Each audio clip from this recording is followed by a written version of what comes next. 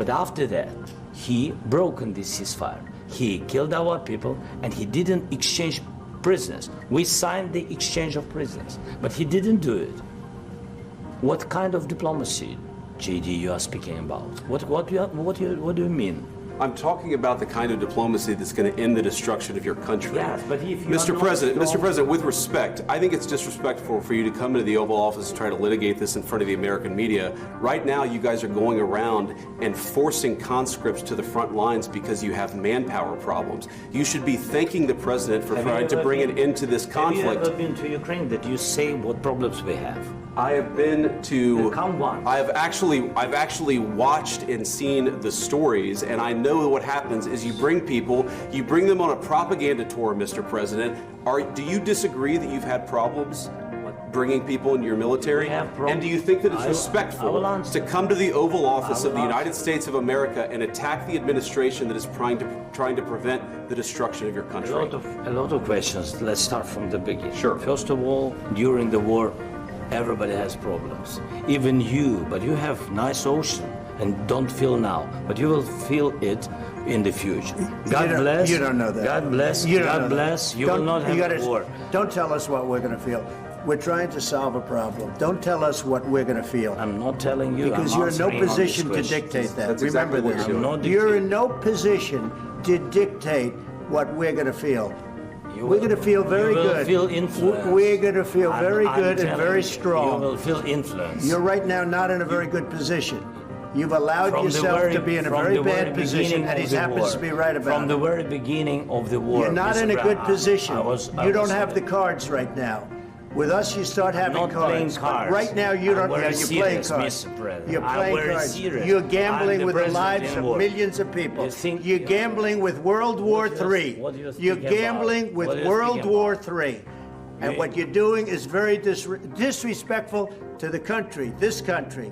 That's back to you. Far more than a lot of people said they should have. Have you said thank you once this entire meeting? No, in this entire meeting, have you said thank you?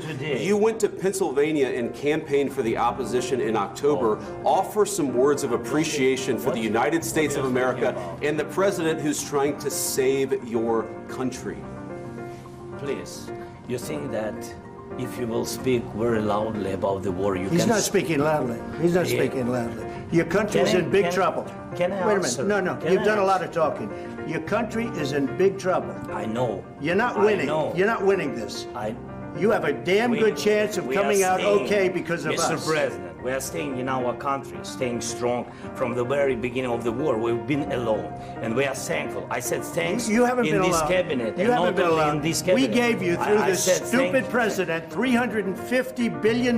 You voted we gave for you your military equipment, and your men are brave, president. but they had to use our military. What about if you didn't have our military equipment, if you didn't have our military equipment, this war would have been over in 2 weeks. In 3 days, I heard it from Putin. In 3 days, this is something maybe new. Less. In 2 weeks, of course, yes. It's going to be a very hard thing to do business like this. I tell you. Just say thank you. Said a lot of accept that there are disagreements, and let's go litigate those disagreements rather than trying to fight it out in the American media when you're wrong. We know that you're wrong. But you see, I think it's good for the American people to see what's going on. I understand, sir. I think it's very important. That's why I kept this going so long. You have to be thankful. You don't have the cards. You're buried there. Your people are dying. You're running low on soldiers. Listen, you're running low on soldiers. It would be a damn good thing. And then you tell us, I don't want a ceasefire. I don't want a ceasefire. I want to go, and I wanted this. Look. If you could get a ceasefire right now, I tell you, you take it so the bullets stop flying and your men stop getting killed. Of course, we want to stop the war. But you're saying you don't want a ceasefire. But I said to you, I want a ceasefire. With guarantees. Because you'll get a ceasefire faster than an agreement. Ask our people about ceasefire, what they think. That wasn't with me. For you that wasn't with me.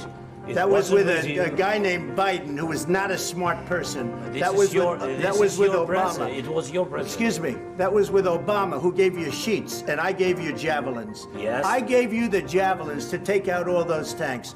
Obama gave you sheets. In fact, the statement is, Obama gave sheets and Trump gave javelins. You got to be more thankful. Because let me tell you, you don't have the cards. With us, you have the cards. But without us, you don't have any cards.